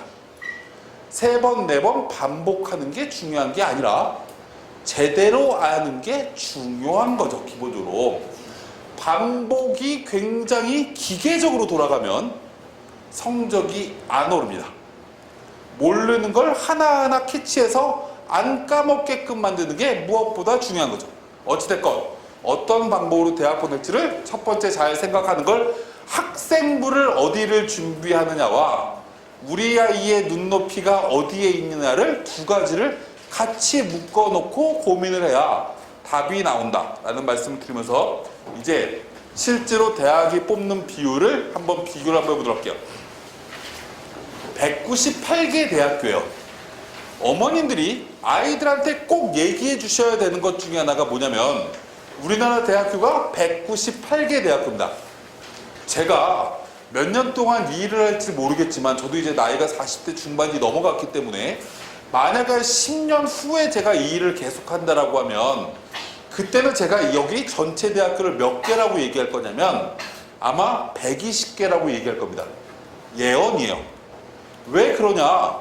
지금 4년제 대학교의 정원이 35만 명입니다.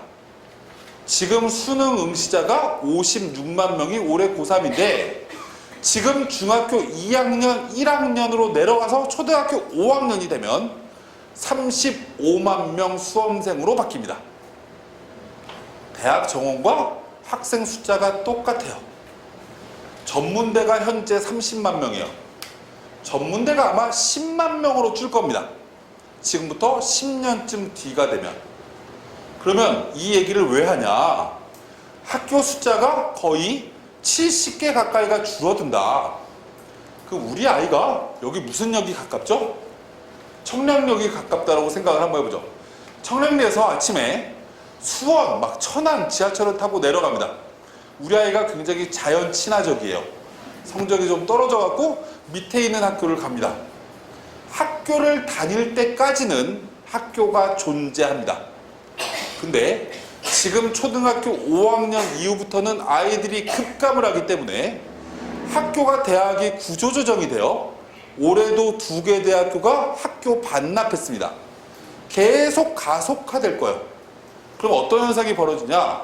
우리 아이가 열심히 4년 동안 등록금 3,200만 원을 냈는데 우리 아이가 사랑하는 사람을 만나서 결혼하고 아이를 낳아서 아이가 말을 할 때쯤 아빠 어느 대학 나왔어? 엄마 어느 대학 나왔어? 물어볼 때는 내가 나온 학교가 없어진다는 얘기야. 다닐 필요가 없는 세상이 바뀔 수 있다는 것. 그런 대학교는 공부를 조금 해야 되는 이유 중에 하나는 안 없어질 대학교를 가야 되는 게 무엇보다 중요한 거죠. 첫 번째는. 비율은 이렇다. 근데 198개를 볼 필요는 없고 주요 대학교를 보면 저 맨 왼쪽에 있는 교과 전형이 사라집니다. 11.4%까지 줄어들고 종합이 30%, 논술이 18%, 수능이 28.6 뭐 이렇게 돼요. 그럼 이 관점으로 기본적으로 한번 볼까요? 상위권 대학교는 논술 전형과 정시 수능 전형을 합쳤더니 45%예요. 맞죠? 저 왼쪽에 학생부 교과랑 종합으로 합치면 42%입니다. 거의 인원이 똑같아요. 내년에 고려대 논술이 없어지면 그만큼 교과 종합으로 인원이 늘어날 거라서 거의 비율이 1대1로 갑니다. 뭐가요? 학생부 교과 종합의 선발 인원과 논술과 수능으로 뽑는 인원이 거의 5대5의 대학 입시가 되는 게 내년부터의 대학 입시일 거다.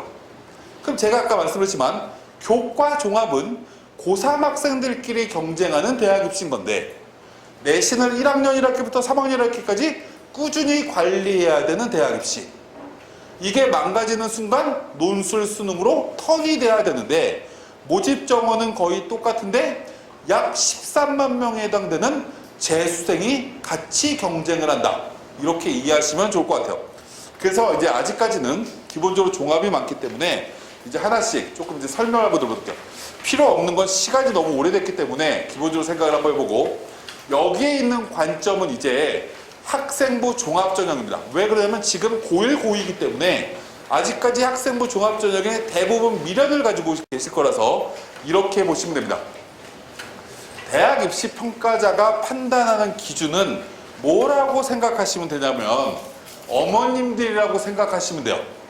결혼 정년기, 자녀를 둔 부모의 판단 기준과 똑같다. 그럼 예를 들어보도록 할게요. 배우자를 선택할 때는 이런 걸 봅니다. 그죠? 어머니들도 나중에 우리 아이를 시집장가를 보내려고 하면 저런 내용을 볼 거예요. 대학은 아이들을 학생부 종합전형으로 평가할 때 이런 항목을 봅니다. 왼쪽 것과 오른쪽이 거의 매치가 돼요. 그럼 예를 들어보도록 할게요. 우리 아이가 사랑하는 사람을 데리고 왔습니다. 우와, 연남명문대학교에 집안도 빵빵하고 직업도 굉장히 좋고 성격도 굉장히 좋아 보여. 그래서 결혼을 시키려고 했더니 가장 큰 문제가 아이가 너무 많이 아파. 그럼 결혼시키실 건가요? 물론 결혼시키시려고 하시는 분들도 일부 있죠. 뭐 일부 대학도 뭐 그런 아이 뽑으려고 하는 대학도 물론 있습니다. 실제로 학생부 종합전형은 관점이 뭐냐면 다각도로 아이들을 평가한다 라는 거예요. 기본적으로 여러 가지 면을 본다. 근데 기본적으로 가장 많이 보는 게 이 내용인데 여기서 가장 중요한 게 뭐냐라고 질문하면 교과가 가장 중요한데 이걸 기본적으로 이렇게 표현할 수 있을 것 같아요. 교과가 뭐냐라고 질문하면 얼굴입니다. 사람을 볼 때 우와 이쁘다, 우와 괜찮다, 우와 착해 보인다 이런 무언가 판단 기준이 대학도 가장 중요한데 이 기준이 내신이라는 거예요. 그래서 학생부 종합전형을 준비할 때 학생들이 가지고 있는 착각 중에 하나 비교과가 중요하다라고 얘기하는데 물론 중요할 수 있습니다. 중요할 수 있는데 내신이 안 되는 비교과는 쓰레기다 라고 생각하셔야 돼요. 그래서 어머님들이 우리 아이가 만약에 중간고사, 기말고사 뭐 등등 여러 가지 뭔가 시험을 앞두고 있는데 갑자기 엄마 나 동아리 활동하고 와야 돼 이렇게 쓸데없는 수를 하고 앉아있으면 어떤 수를 해서라도 내신 100점 만들게 하는 게 첫 번째입니다. 근데 대학은 내신이 비슷한 아이들이 되게 많이 지원하겠죠. 서울대면 서울대 성적을 가지고 있는 아이, 연대는 연대, 고대는 고대, 경희대는 경희대 등등 비슷한 아이들이 지원합니다. 그러다 보니 뭐가 그 다음에 중요하냐면 비교과. 그래서 비교과는 기본적 얼굴을 바꿔주는 화장술이라고 보시면 돼요. 그럼 이런 거죠. 우리 아이 외모는 아무리 봐도 우리 아이 내신 성적은 경희대학교예요. 근데 이 아이를 서울대를 지원합니다. 소위 말해서 비교과를 열나 많이 쌌어. 그러면 안 붙어요. 내신이 안 되면 안 올라가는데 우리 아이가 경희대인데 뭔가 자소서가 되게 화려해. 비교과가 화려해. 그럼 바로 위에 있는 대학 한두 단계는 올릴 수 있는 환경이 만들어지는데 그게 비교과다라고 인지하셔야 된다는 겁니다. 그래서 비교과를 쌓는 게 우선이 돼야 되는 게 내신 쌓는 게 무엇보다 중요하다. 그 다음에 자소서는 패션, 뭐 면접은 소위 말해서 화술, 뭐 이렇게 이제 보시면 되는데 점점 시간이 지나면 지날수록 제일 안 중요한 게 뭐냐라고 하면 자기소개서입니다. 왜 자기소개서가 안 중요하냐면 자기소개서가 3년째 똑같고요. 지금 고위 기준은 4년째 똑같고 5년째 계속 똑같습니다. 대학 입학사정관들하고 얘기하면 미치겠대요. 어떤 입학사정관이 이렇게 얘기합니다. 아니 1년에 삼국지를 300번 읽는 것 같은 고문이래요. 그게 뭔 소리야? 라고 했더니 아이들이 지원을 하면 예를 들면 시립대학교 입학사정관이 소위에서 평가를 이렇게 해요. 뭐 세무학과, 행정학과, 도시행정학과 3개 학과를 평가를 합니다. 올해. 그럼 이 3개 학과를 지원한 아이들 자기소개서를 보면 거의 똑같은 거죠. 내용이. 학교 과정에서 무언가 본인을 드러내려고 애써봐야 스토리가 비슷한 거예요. 근데 이게 벌써 1년째, 2년째, 3년째가 되다 보니 점점 피로도가 쌓입니다. 그래서 자소서는 1번 항목을 읽어보고 거의 80%를 버려버립니다. 에이씨 또 똑같구나. 그래서 1번 항목이 중요하다. 이 정도까지만 알아두시면 될 것 같고 이제 필요 없는 거 넘어가도록 할게요. 이제 학교생활 기록부를 하나씩 설명을 드릴 건데 대학은 이런 시스템으로 아이들을 평가합니다. 그럼 이 시스템이 뭐냐면 이 학교 홈페이지, 학교 강당에 모니터를 가지고 아이들을 평가하는데 모니터에는 아이들의 성적이 이런 형태로 쭉 나옵니다.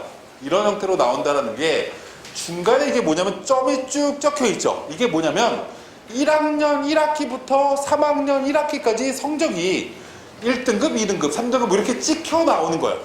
그러면 첫 번째 저걸 보고 뭘 느끼냐면 대학의 평가자들은 저게 그래프가 위로 올라가고 있냐, 내려가고 있냐, 굴곡지고 있느냐 이런 걸 봅니다.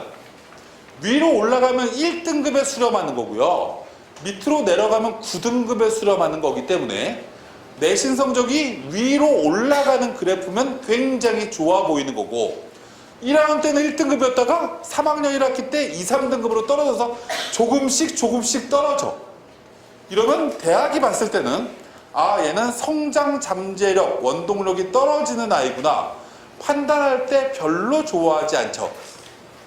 첫 번째 이걸 4과목을 기본적으로 봅니다. 첫 번째 보는 것. 문과는 국영수사, 이과는 국영수과. 이렇게 총점을 먼저 보고요.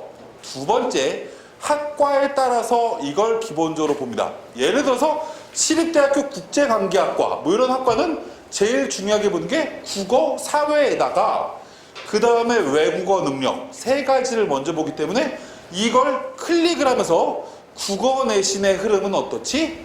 영어 내신의 흐름은 어떻지? 수학의 내신은 어떻지? 자연계는 수학의 흐름은 어떻지? 이렇게 과목별로 하나하나씩을 쭉 보면서 이 아이의 강점을 찾아낸다. 학생부를 이렇게 본다라는 게 첫 번째.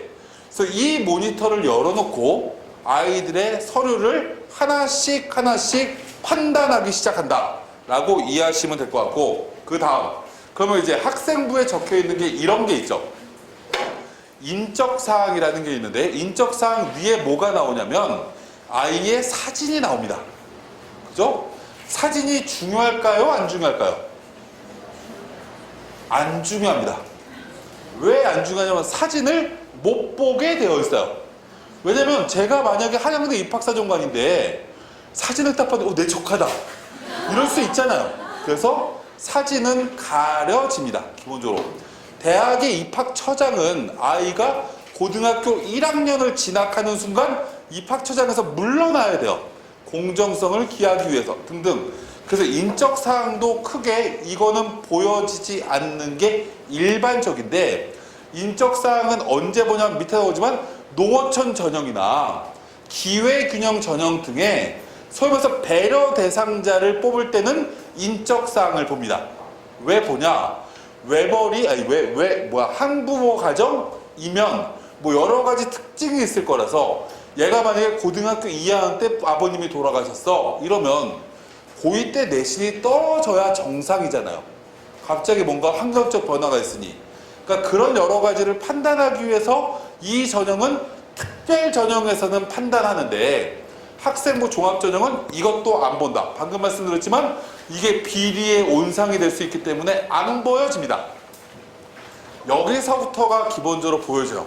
어느 고등학교냐? 이건 기본적으로 모든 대학들이 확인을 하는데 아까 제가 말씀을 드렸지만 우리나라 대학교 중에서 중앙대 이상의 대학교는 고등학교 이름을 보고 우와 어느 고등학교다 뽑으려고 합니다. 예를 들면 민사고 4등급을 의대에서 뽑습니다. 민사고 7등급을 일반 학과에서 뽑아요. 어디 가요? 중앙대가 성균관대가 뽑아갑니다. 학력 수준을 검증한다라고 본인들 판단하는 거고 그 고등학교의 1학년, 2학년, 3학년 교육과정이 대학의 교육과정과 거의 일치하는 교육과정으로 되기 때문에 그 정도 내신까지는 학력 수준으로 인정해 준다는 거예요. 근데 이 근처에 있는 한국외국어대학교, 동국대학교 이 밑으로 내려가는 대학교는 고등학교 이름을 보고 아이들 판단하지 않습니다. 그럼 왜 차이가 있냐라고 질문하면 그 이상의 대학교는 기본적으로 아이를 뽑을 때 상위권 고등학교 아이들이 대거 지원하다 보니 고등학교 구간별로 어떤 아이들을 뽑겠다라는 게 정해져 있는 거고 한국외국어대학교는 특기자 전형, 영어 특기자 전형이 따로 있다 보니 외고 아이들을 뽑는 전형이 따로 만들어져 있는 거죠. 그래서 그냥 학생부 종합전형은 일반고 아이들을 뽑을 건데 일반 고등학교 아이는 강남 애들이건 목동 애들이건 답심리 지역에 있는 고등학교건 차이를 두지 않습니다. 그래서 강남 쪽에 한국외대를 학생부 종합전형으로 합격하는 사례는 1년에 2건 이상 나오지 않습니다. 지원 자체를 아이들이 안 해요. 그럼 그 밑에는 그냥 아이들의 고등학교 소위 말해서 내신과 비교과 전공 적합성을 그냥 본다라는 거죠. 한국외대, 경희대 이하의 대학교가 대부분 그렇다라는 걸 첫 번째 알아두시면 될 것 같고요. 두 번째 출결은 중요하냐라고 하면 학생부 종합전형만 중요합니다. 중요한데 뭐가 있으면 안 좋아하냐면 무단이라는 게 있으면 굉장히 안 좋아합니다.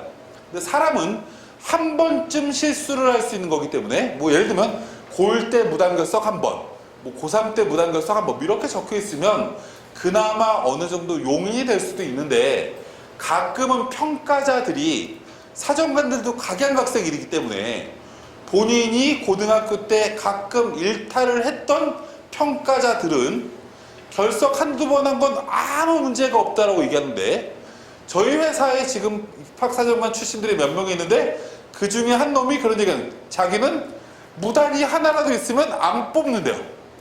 뭐 사람마다 있기 때문에 웬만하면 종합전형은 무단 결석, 무단 지각은 없는 게 좋다라는 정도 기본적으로 알아두시면 좋을 것 같고 만약에 질병으로 이렇게 무언가가 있다라고 하면 옆에 특기사항에 선생님한테 꼭 부탁해야 되는 건 왜 질병으로 결석했는지 이유를 적어주셔야 된다.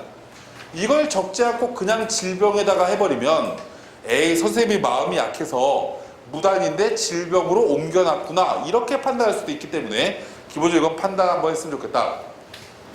수상 경력입니다. 수상 실적은 많이 쌓으면 좋죠. 물론 근데 상위권 대학교는 고등학교별로 조사를 합니다. 교장 선생님한테 공문을 보내가지고 뭘 하냐면 이쪽에서 경희고등학교, 뭐 휘경여고, 해성고등학교, 해성여고 뭐 등등의 모든 고등학교 공문 보내서 귀하의 학교에서 가장 의미 있는 수상 실적을 1, 2, 3, 4, 5 중요도대로 써주세요 라고 해서 대학교에서 받습니다. 그래서 그 순서대로 중요성을 준다. 어디가요? 상위권 대학교에서는. 두 번째는 수상 실적은 계열에 따라 중요한 거죠. 당연히 이과는 수학과학이 중요할 거고 문과는 국어, 수학, 영어가 중요할 겁니다. 내가 만약에 지리학과를 쓸 거면 지리가 중요할 거고, 나는 사학과를 쓸 거면 역사와 관련된 뭔가 수상실적 있으면 좋겠죠. 아, 그럼 수상실적 그런 게 있으면 좋은데, 제일 좋은 것 중에 하나는 이런 거예요. 1학년 때 예를 들어서 영어 말하기에 대해서 했는데 장려상을 받았어요. 와, 2학년 때 우수상으로 올라가고요, 3학년 때 최우수상으로 올라간다. 이렇게 소위 말해서 똑같은 상인데 계속 진화돼서 상이 높아집니다. 이거의 가장 큰 장점은 아이가 이 분야에 정말 관심이 많고 열심히 공부했구나를 간접적으로 보여줄 수 있기 때문에 이런 상 굉장히 의미가 있다. 또는 1학년 때 상을 못 받았는데 1학년 때 상 못 받으셔도 돼요. 왜냐면 1학년 때는 내 주변의 아이들이 뭘 잘하는지 모르잖아요. 그죠? 막 섞여 있다 보니까 1학년이 딱 끝나고 나면 우리 학교는 아, 수학상 받는 애는 쟤, 영어상 받는 애는 쟤. 가만히 보다 보면 전략이 만들어지는 거죠. 아, 나는 2학년 때 영어 관련된 상을 받아야 되겠구나. 아니, 난 화학과 관련된 상을 받아야 되겠구나. 갑자기 2학년 때 수상실적의 무언가 과목이 딱 튀어나옵니다. 그럼 이건 굉장히 무언가 표현하기가 쉬운 게 1학년 때는 본인은 의미 없는, 이름 없는 꽃이었는데 내가 무언가 과정을 통해서 나의 존재감을 드러냈다라는 얘기는 애가 무언가 열심히 공부를 통해서 성적이 올라왔다는 얘기가 되는 거죠. 그럼 자기소개서 1번에 학업에 기울인 노력, 과정에 대해서 기술하고 배우고 느낀 점을 위해 중심으로 기술하라는 내용에 굉장히 쓰기가 쉬운 소재가 만들어질 겁니다. 이런 여러 가지를 기본적으로 감안하셔서 수상실적 준비를 하시면 좋을 것 같고, 상위권 대학교를 가려고 하면 기본적으로 상이 어떤 특정 분야이거나 다방면에 무언가 상을 받고 있다는 걸 보여주는 게 굉장히 의미가 있고, 정말 중위권, 건국대, 동부대 이하의 대학교를 쓰려고 하는 친구는 한우물을 잘 파서 하나쯤, 두 개쯤 장려상이라도 받을 수 있는 과목이 뭘지 한번 찾아보시는 노력은 하면 좋겠다라는 게 첫 번째 중요한 거고, 자격증은 일반계 고등학교 필요 없으니까 넘어가고 진로희망사항입니다. 와, 벌써 8시 반이네. 제가 시간을 굉장히 오래 했네요. 빨리 15분 안에 끝내도록 할게요. 진로희망사항 중요하냐라고 중요하면 엄마들은 중요하다라고 얘기합니다. 왜냐면 세뇌 교육을 당하셨거든요. 누구한테 세뇌 교육을 당했냐면 매스컴에. 꿈과 끼, 대통령이 항상 웃으시면서 중학교 때 꿈을 정해야 된다, 끼를 발휘해야 된다라고 얘기합니다. 그럼 생각을 한번 해보자고요.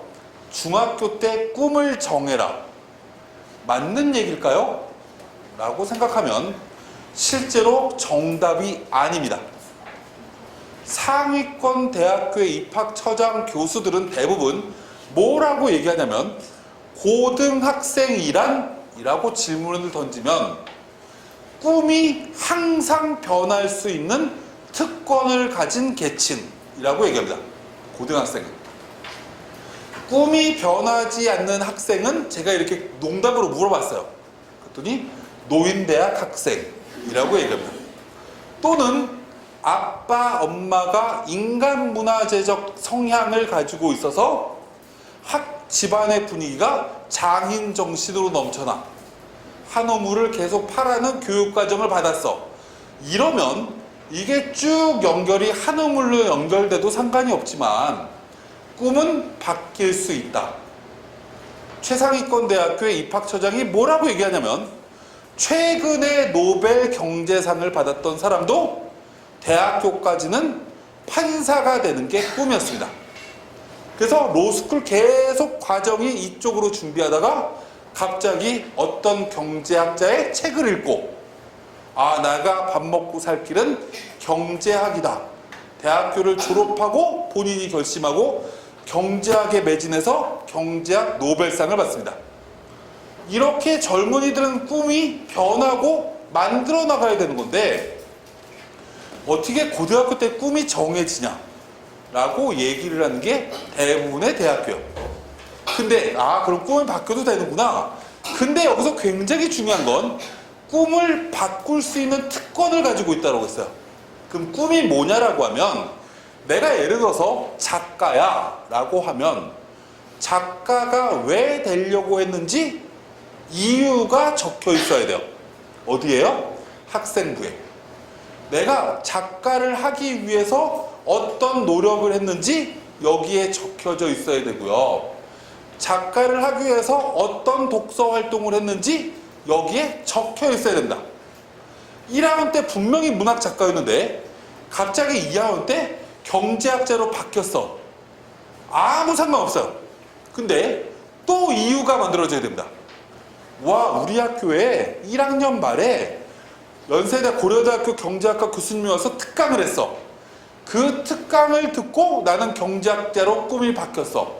계기로 그럴싸하죠. 우와, 2학년 때 경제라는 과목을 우리 학교에서 배워. 내신 1등급 만들어야죠. 경제라는 거 공부를 하다 보니 내가 인플레이션이라는 것에 대해서 관심이 생겼어. 와, 이거에 대해서 굉장히 많이 연구한 학자가 이런 분이 있는데 이분이 쓴 대표적인 책이 이거야. 읽어야죠.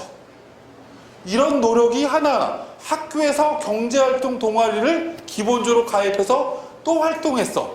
이런 게 연결되면 의미가 있는 거고, 그냥 소위 말해서 기계공학자 쓰고 아무리 눈을 씻고 찾아봐도 왜 기계공학과를 가고 싶은지가 없으면 최악이라는 거예요. 꿈은 소위 말해서 계속 바뀔 수 있다는 이 얘기의 가장 중요한 건, 그럼 이제 어머님들이 생각을 하셔야죠.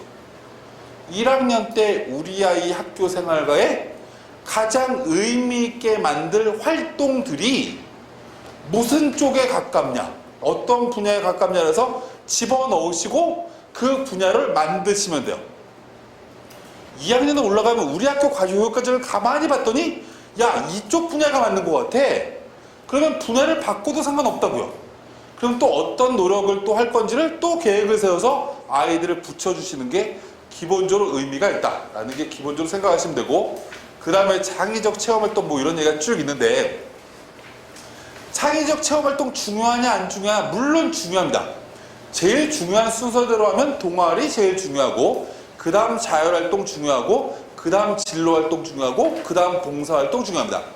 봉사는 다시 얘기하면 별로 안 중요하다는 얘기인 거예요. 일부 학과만 제외하고. 일부 학과가 어떤 학과냐?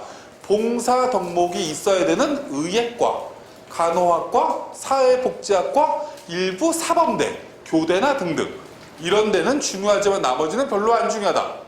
그럼 기본적으로 이런 여러 가지를 보는데, 대학은 기본적으로 예를 들면 이쪽에 청량고등학교 아이가 예를 들어서 경희대학교를 지원합니다.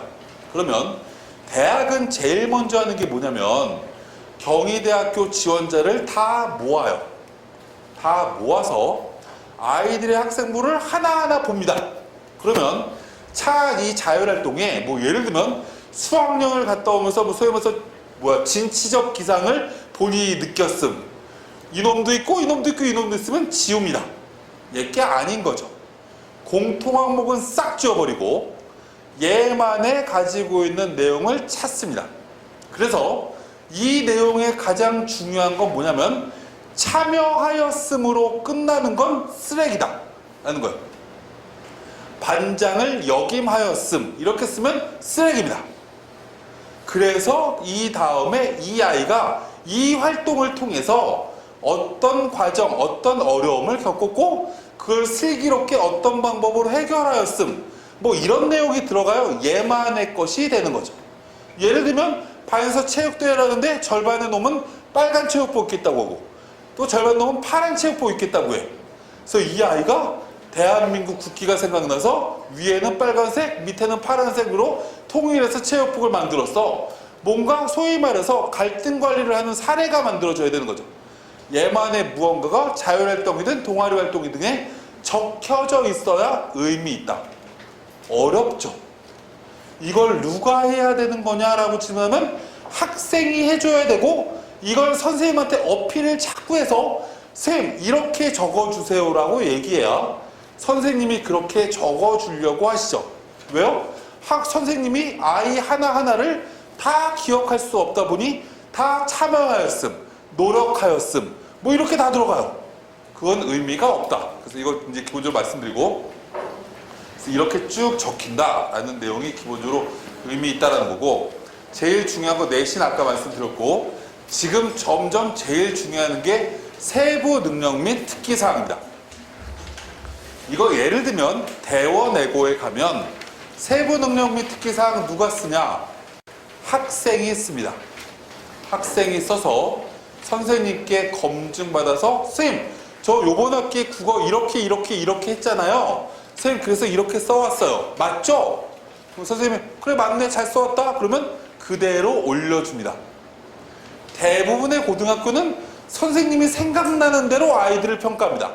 그래서 뭐라고 써있냐면 수업 시간에 집중력이 뛰어나며 성적이 매우 우수하여 타의 모범이 되는 학생임. 쓰레기입니다. 이거는 소위 말해서 내신 1등급을 받은 아이면 당연히 그렇게 보이는 거죠. 쓸 내용이 없구나. 세부 능력이에요. 특기 사항을 쓰라고 하는데 수업 시간에 집중력이 뛰어난 게 특기 사항인가요? 초등학교 학생들은 특기 사항일 수 있죠. 아직 집중력이 이제 만들어지지 않은 친구들이니까. 특기 사항이 아닌 거예요. 그럼 어떤 내용이 적혀져 있어야 되냐? 예를 들면 학교에서 구운몽을 가리켰어요. 그때 이 아이가 사시남전기를 들고 와서 저한테 질문을 하더라고요. 얘는 한 가지를 가리켜 놓으면 열을 알려고 노력하는 학생인 것 같아요. 더구나 김만중에 대해서 연구 계획서까지 써갖고 왔네요. 이렇게 적혀야 좋은 평가를 받는 거죠. 어렵죠? 이거 학생이 할 수 있을까요? 학생이 못해요. 여기 계신 어머님들이 해주셔야 되는 역할은 아이의 건강관리, 체력관리를 해줘야 되는 게 아닙니다. 이제 살 만큼 사는 나라예요. 그죠? 어머님 해주셔야 되는 건 이제 뭘 해줘야 되냐? 1학년 2학기 때 우리 아이가 뭘 배우지? 우와 구운몽 배우네. 그럼 네이버에 구운몽을 집 갖다 때려 넣어. 사시남전기가 나와. 그러면 어머님이 사시남전기를 사서 읽어요. 그리고 이제 어머님이 어렸을 때 우리 아이한테 해줬던, 우리 아이가 6살이라고 했어요. 전 지금도 9시 전에 집에 들어갈 때는 우리 아이한테 꼭 책 5권 읽어줍니다. 그러면 우리 아이가 아빠 5권 다 읽었으니까 이제 잘래 이렇게 얘기를 해요. 쥐가 읽었다고 생각해요. 제가 불러줬는데 어머님도 아이한테 무언가 독서를 도와주시는 역할을 해야 돼요. 왜요? 아이는 아까 말씀드렸지만 중간고사 100점 맞아야 된다니까요. 중간고사 기말고사를 잘 보는 건 아이의 해야 될 일. 엄마가 도와줄 일은 하나를 배우면 열을 알려고 노력하는 학생이라고 적힐 수 있게끔.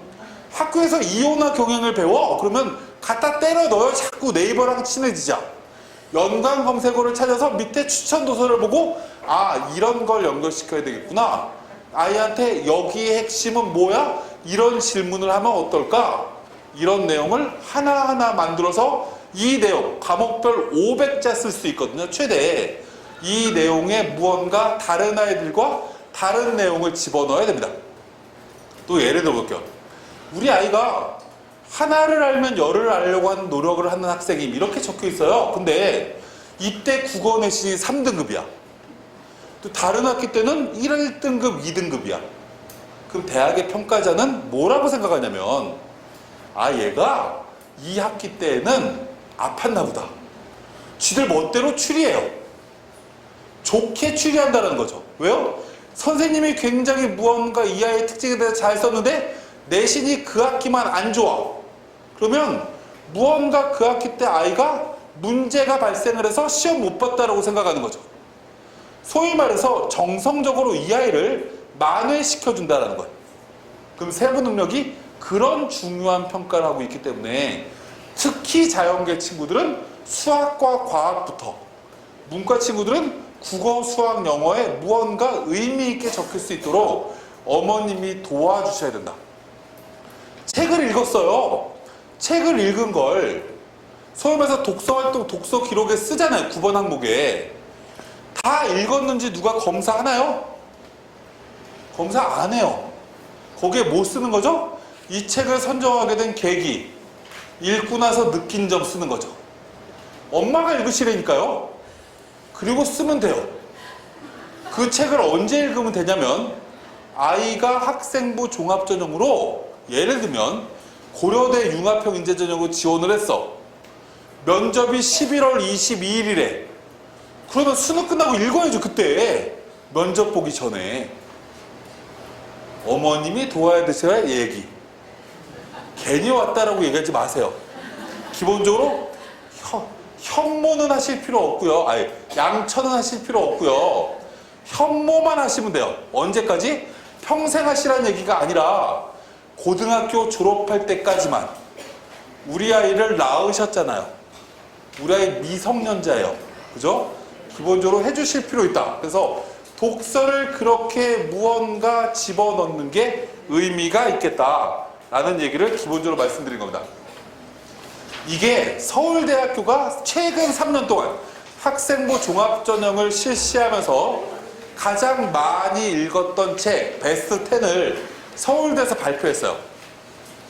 그럼 예를 들어볼까요? 아프니까 청춘이다, 아프니까 청춘이다, 왜 세계의 절반은 굶주리는가? 다 있어요. 그죠? 그럼 만약에 예를 들어서 또 올해 고등학교 3학년 아이가 또 아프니까 청춘이다 적고 왜 세상의 절반은 굶주리는가 책을 읽고 여기다가 기재합니다. 그럼 또 대학의 평가자들은 삼국지 300번 읽는 것 같은 느낌이 들어요. 아, 또 이 새끼 또 왜 이 책이야? 이런 생각이 드는 거죠. 이런 책 쓰면 아무 도움 안 됩니다. 이걸 대학이 발표한 이유는 이제 이 책 그만 써 라는 얘기인 거예요. 원래 대학은 그렇게 얘기 안 하지만 저랑 술 먹다 그런 얘기 하는 거예요. 그러면 기본적으로 이래야 되는 거죠. 여기 있는 책은 이제 고1, 고2니까 빨리 우리 아이 독서활동 기록장에 2-3권 이상을 집어 넣어주세요. 그리고 고등학교 3학년 때 이제 작전을 짜야 되는 거죠. 아프니까 청춘이다라는 책을 읽고 이 책에서 느낀 점이 있겠죠. 와, 가슴이 먹먹해져요. 이 책을 읽고 나서 내가 어떤 분야에 관심이 생겼어요 등등 여러 가지 책을 읽고 나면 아이가 생각나는 게 있죠. 아, 김남도 교수님이 다른 책은 못 썼지? 다른 책을 읽을 수도 있죠. 그러면 예를 들어서 이 김남도 교수가 다른 책을 읽고 서울대 거기다가 집어넣을 때 4번 항목 이렇게 씁니다. 아프니까 청춘이다라는 책을 읽고 이 분의 이런 관점이 좋아서 이 책을 읽게 됐고 이렇게 쓰면 서울대 평가자들이 아, 얘는 이것도 읽고 그 다음에 지적 호기심이 이쪽으로 확대돼서 이 책을 선정했구나. 굉장히 명확한 도서 선정이 되는 거죠.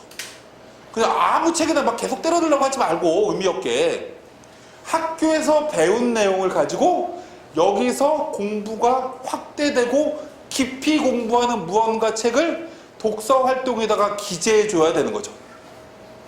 그래서 제가 아까 말씀드렸지만 2학기 때는 뭘 배우는지를 확인하고 1학기 때 배운 것 중에 의미 있는 것도 상관없어요. 그 중에 의미 있는 관련된 책을 2학기 때 기재해서 연결시켜 줘야 아, 얘는 학교에서 배운 한 가지에 확대되는 개념으로 이런 책을 계속 읽어 나가는구나 라는 걸 평가한다. 마지막입니다.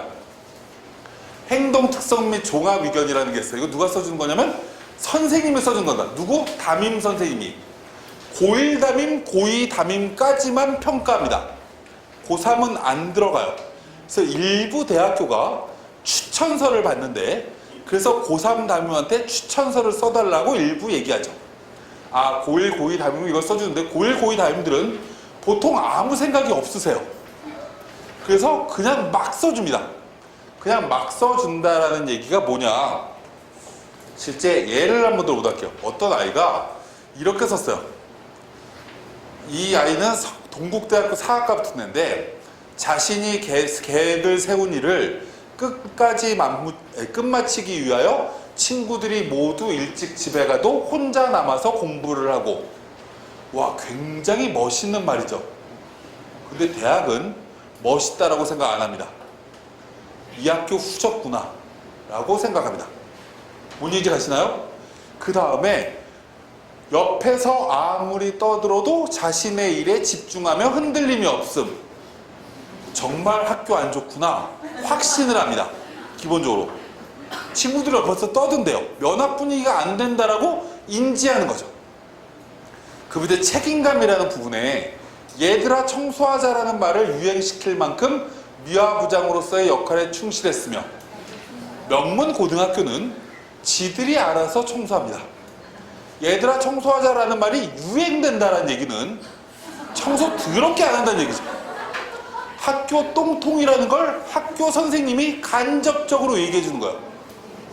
선생님은 고1, 고2 입시를 잘 모르는 선생님들은 이 아이 한 명을 띄우기 위해 주변 친구들을 다 디스해 버리는 거죠. 얘가 좋은 학생이라고 얘기해. 근데 대학이 평가할 때는 얘를 좋게 판단할 수 있지만 학교 전체가 떨어진다라고 판단돼 버리면 얘도 우수한 학생이 아니다라고 판단한다는 거예요. 그래서 기본적으로 글을 어머님들이 잘 읽어야 되는데 행간을 우리가 이런 말은 들어가면 안 됩니다. 비교적이라는 부사어는 빼달라고 해야 돼요. 비교적 뚜렷한 생각을 가지고 있다는 얘기는 아무 생각 없다라는 얘기랑 똑같은 겁니다. 그잖아요? 그냥 뚜렷한 생각이라는 거죠. 친구들의 영향을 많이 받고라는 말은 원래 최악입니다. 친구들과 모여서 공부하기를 좋아한다? 별로 좋은 말이 아니죠. 이 말은 친구들과 모여서 토론하는 걸 좋아한다. 이렇게 들어가면 의미가 있지만 공부를 어떻게 모여서 해? 이게 되게 애매한 거죠. 이런 말을 기본적으로 집어넣으면 안 된다. 긍정적으로 승화시킬 필요가 있음. 이 얘기는 아직까지 이건 완성이 안 되어 있다는 얘기인 거죠. 긍정적으로 승화시켜야 된다는 얘기는 아직 이 아이가 노력은 하고 있지만 본인한테 체화되지 않았다는 얘기예요. 어머님들이 담임 선생님께 부탁해야 되는 건 학교 선생님들이 이런 부사어 되게 좋아요. 그래서 가만히 있다 보면 이게 칭찬인 건지 아닌 건지를 판단하기 되게 어렵습니다. 원래 선생님들은 수업 시간에 연락 떠드는 애도 쾌활하며 교우관계가 좋음 이렇게 적으시는 게 선생님들이에요. 왜요? 여기다 욕을 적을 수는 없잖아요. 이렇게 적혀 있는 건 별로 좋은 게 아닌 거니까 아이의 특성에 무언가 맞게 적어야 된다. 이거 언제 적냐? 담임 선생님이 1월 달에 적습니다. 겨울방학 하고. 그럼 이제 어머님이 학기 초에 가서 어머 선생님 담임 선생님 이제 감사합니다 1년 동안 부탁드려요 이렇게 하지 마세요. 그리고 아이가 점점 망가지고 있어. 그럼 최악입니다. 존재감이 전혀 없던 아이가 학기 초반에는 조용히 있다가 갑자기 무언가 성적이든 아이의 성격이든 무언가로 점점 선생님 마음에 들게끔 뭔가 나타나. 9월달, 10월달에 와 선생님이 얘가 정말 성실한 아이다라고 생각했는데 11월 말 12월 초에 선생님 1년 동안 우리 아이를 맡겨주셔서 처음 맡아주셔서 정말 감사합니다. 고생 많으셨죠? 이렇게 인사하면 활용점정입니다. 선생님 찾아갈 때는 담임 선생님 찾아갈 때는 12월달 과목 선생님 찾아갈 때는 여름방학 겨울방학 직전. 왜요? 시험 끝나자마자 기말고사 중간고사 기말고사가 끝나자마자 1학기 성적이 딱 나오잖아요. 이 성적이 끝나고 나면 성적 보고 아이들 세부 능력 및 특기사항 써줘요. 뭔 얘기인지 가시죠? 그때 우리 아이가 이렇게 했는데 라고 무언가를 얘기해 주셔야 이게 만들어진다. 학생부 종합전형으로 합격하기 위해서는 어머님의 열정이 필요합니다. 학생부 교과나 수능이나 논술은 아이의 학업 능력이 필요한 거고 이 학생부 종합전형은 어머님의 아이의 시행착오 등등을 하지 않기 위해서 무언가 우리 아이를 빛나 보이기 위해서 무언가를 만들어야 된다 라는 말씀을 드리면서 제 설명을 마치도록 하고 이제 원장님께서 뒤에 한 15분 정도 또 한번 정리해 주실 시간을 갖도록 할 테니까 끝까지 잘 들으셔야 원하는 대학을 아이가 갈 겁니다. 잘 들으시기 바라면서 오늘 저는 인사드리도록 하겠습니다. 감사합니다.